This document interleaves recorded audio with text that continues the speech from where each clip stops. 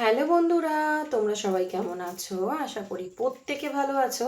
তো চলো আজকে আমি চেক করে নেব যে তোমাদের সম্পর্কের ভবিষ্যৎ কি, এই সম্পর্কের ভবিষ্যৎ কি। তো সবার প্রথমেই আমি যেটা বলবো, এটা কিন্তু কোনো জেন্ডার স্পেসিফিক রিডিং নয়, ছেলে মেয়ে প্রত্যেকে দেখতে পারো। রিডিংটা যদি তোমার সাথে রেজোনেট করে যায়, পুরোপুরি রিডিংটাই কিন্তু তোমার। এবং এই মুহূর্তে তুমি পার্টনারের নাম মনে মনে 3বার নিতে পারো, ফেসটা ইমাজিন করতে পারো, কোনো হ্যাপি মেমোরির কথাও কিন্তু ভাবতে পারো। তো যারা আমার চ্যানেলে নতুন এসেছে অবশ্যই চ্যানেলটাকে ফলো সাবস্ক্রাইব করে জুড়ে যাবে, এই ভিডিওটা লাইক করবে, ইউনিভার্সকে গ্র্যাটিটিউড পে করবে, কমেন্ট বক্সে দেন, ভিডিওটা দেখা শুরু করবে, তাহলে কিন্তু তোমার সাথে অবশ্যই রেজোনেট করবে। ওকে, তো এই রিডিংটা তাদের সাথে রেজোনেট করবে বেসিক্যালি যাদের পার্টনারের সাথে সম্পর্ক একদম ভালো নেই, দূরত্ব এসে গেছে, বা দুজন দুজনের সাথে কোনো কথাবার্তা বলছো না, বা পার্টনার ইন আউট করছে, মানে তুমি তার এনার্জি বুঝতে পারছো না যে এই সম্পর্কের আদৌ ভবিষ্যৎটা কি, সে চায়টা কি। ঠিক আছে, সেটাই চেক করব। তো তার আগে আমি চেক করব তোমাদের সম্পর্কের পাস্ট কি ছিল, প্রেজেন্ট কি চলছে এবং ভবিষ্যৎ কি হতে পারে, এইভাবে কার্ডটা বার করব। ওকে, তো চলো আর লেট করবো না। ফার্স্ট তোমাদের সম্পর্কের পাস্টের এনার্জি আমি বার করব। পাস্টে কি, প্রেজেন্টে কি এবং ফিউচারে কি হতে চলেছে। Thank you universe, please guide করো আমার যে ভিউয়ার্স বন্ধু এই মুহূর্তে রিডিংটা দেখছে, তার সম্পর্কের পাস্ট, প্রেজেন্ট এবং ফিউচার প্লিজ আমাকে গাইড করো, প্লিজ গাইড করো, প্লিজ গাইড করো। পাস্ট কি ছিল, প্রেজেন্ট কি এবং ফিউচার কি। তো দেখো এখানে যেটা দেখতে পাচ্ছি তোমাদের সম্পর্কের পাস্ট এইটা, ঠিক আছে। এবার প্রেজেন্ট দেখে নেব, তোমাদের সম্পর্কের প্রেজেন্ট সিচুয়েশন, কারেন্ট সিচুয়েশন কি। প্লিজ ইউনিভার্স গাইড করো, প্লিজ ইউনিভার্স গাইড করো, প্লিজ ইউনিভার্স গাইড করো, প্লিজ ইউনিভার্স করো। ডেথ, ওকে। এবং এই সম্পর্কের ফিউচার কি, প্লিজ ইউনিভার্স গাইড করো, এই সম্পর্কের ফিউচার কি, এই সম্পর্কের ফিউচার কি, এই সম্পর্কের ফিউচারটা কি, এই সম্পর্কের ফিউচার কি, এই সম্পর্কের ফিউচার কি। আরেকটা কার্ড বার করে নেব। ওকে, ক্ল্যারিটি আমি পেয়ে গেছি, বোটাম এসছে, পেজ অফ পেন্টিকেল। ওকে, তো তোমাদের সম্পর্কের পাস্ট তোমাদের সম্পর্কে এখানে দেখতে পাচ্ছি। হতে পারে তুমি তোমার পার্টনারকে প্রপোজ করেছিলে, তুমি তার লাইফে গেছিলে, বা সে কিন্তু তোমার লাইফে এসেছিল বলে এখানে দেখতে পাচ্ছি। কোনো না কোনোভাবে তোমাদের সম্পর্ক একটা শুরু হয়েছে, দুজন দুজনের প্রতি প্রচণ্ড প্যাশনেট ছিলে, দুজন দুজনকে প্রচণ্ডভাবে চেয়েছো। এবং আমি এখানে দেখতে পাচ্ছি অনেকে কিন্তু এই সম্পর্কটা মানে বিয়ে অবধি এগিয়েছো, মানে তোমাদের বিয়ে হয়ে গেছে। আদারওয়াইজ তোমরা কিন্তু চেয়েছিলে দুজন দুজনের সাথে থাকবে। হতে পারে তোমার পার্টনার এই প্রতিশ্রুতি তোমাকে দিয়েছিল যে সে তোমাকেই বিয়ে করবে, ফ্যামিলিকে রাজি করাবে, তোমার পাশে চিরজীবন থাকবে, এবং তোমার ওর সাথে একটা কমপ্লিট ফিল হয়েছে, পরিপূর্ণতা ফিল হতো যে না আমি এই মানুষটার সাথে ভবিষ্যতে থাকতে চাই, এই মানুষটার সাথেই আমি ফিউচার গড়তে চাই। ঠিক আছে, এবং সবসময় তুমি এই মানুষটার জন্য প্রচণ্ডভাবে টান অনুভব করতে, এই মানুষটাকে ছাড়া তুমি কিছু ভাবতেই পারতে না, এবং সেও তোমাকে কিন্তু সেই জায়গাটা দিয়েছিল, ফিল করিয়েছিল। ঠিক আছে, এইটা আমি দেখতে পাচ্ছি যে তোমাদের সম্পর্কটা কিন্তু খুব ভালোভাবে শুরু হয়েছিল বলে দেখতে পাচ্ছি, এবং দুজন দুজনের সাথে থাকবে এরকমই কিন্তু একটা কমিটমেন্ট দিয়ে রিলেশনশিপটা শুরু হয়েছিল। ঠিক আছে, তো এই যে প্রতিশ্রুতি দেওয়া যে আমি তোমার সাথে থাকবো, বা যদি তোমাদের বিয়েও তোমরা করে নিয়েছিলে, ভালোবেসে বিয়েও করে নিয়েছিলে, বা বিয়ে করবে বলে ও তোমাকে প্রমিস করেছিল, বা তুমি ম্যারেজ কমিটমেন্ট চেয়েছো, সে কিন্তু তোমাকে ঝুলিয়ে রেখেছিল, দেবো বলেছিল প্রতিশ্রুতি।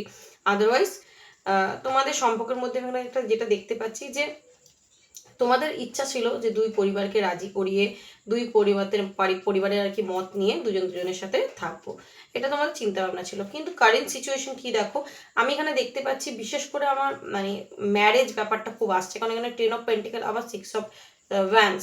তো হতে পারে তুমি এই মানুষটাকে বিয়ে করতে চেয়েছিলে, হতে পারে এই মানুষের সাথে তুমি থাকতে চেয়েছিলে, বাট এই সম্পর্কটা কিন্তু তুমি পরিপূর্ণতা পাওনি, সে কিন্তু এই সম্পর্কটা শেষ করে দিয়ে বেরিয়ে গেছে।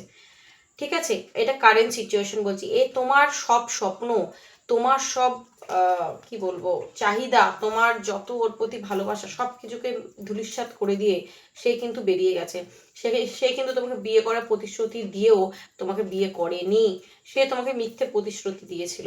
ঠিক আছে, যখন তুমি কমিটমেন্ট চেয়েছো তো সে তোমাকে কিন্তু ছেড়ে বেরিয়ে গেছে। আদারওয়াইজ এখানে দেখতে পাচ্ছি তুমি কিন্তু চেয়েছিলে এই মানুষের সাথে থাকতে, যেখানে কিনা এই মানুষটার থেকে তুমি প্রচণ্ডভাবে প্রেম পেয়েছো, ট্রিগার হয়েছো, তোমার মন ভেঙেছে, তোমার যেন একটা মনে হচ্ছে যে আমি আমার সব কিছু যেন শেষ।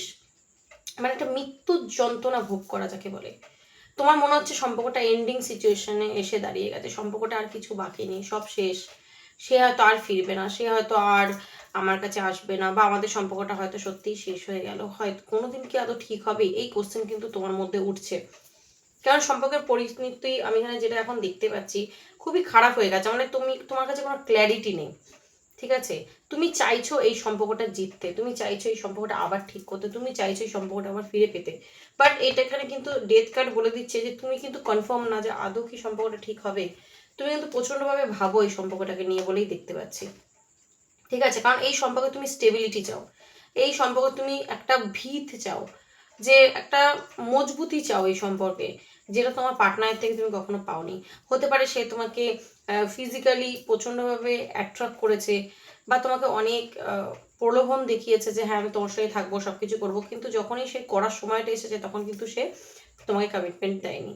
তো যেই কারণে সম্পর্কটা শেষ হয়ে গেছে, যেটা বললাম এটা কারেন্ট সিচুয়েশন। এবং এই সম্পর্কের ভবিষ্যৎকে যদি আমি বলি, দেখো কথায় বলে যেখানে সবকিছু শেষ সেখান থেকেই সবকিছুর আবার শুরু। ঠিক আছে, তো এই সম্পর্কের ফিউচার কিন্তু দেখতে পাচ্ছি যে সম্পর্কটা শেষ হয়ে গেছে সেই সম্পর্কটা আবার কিন্তু শেষ থেকে আবার নিউ বিগিনিং হবে। ঠিক আছে, শেষ থেকে আবার নিউ বিগিনিং হবে। সম্পর্কটা শেষ অবশ্যই যেখানে কিনা তুমি প্রচন্ড পেন পাচ্ছ, এবং পেন পেতে পেতে পেতে পেতে না তুমি প্রচন্ড রুড হয়ে যাচ্ছ, ভেতর দিক থেকে তোমার মজবুতি এসে যাচ্ছে ভেতরে।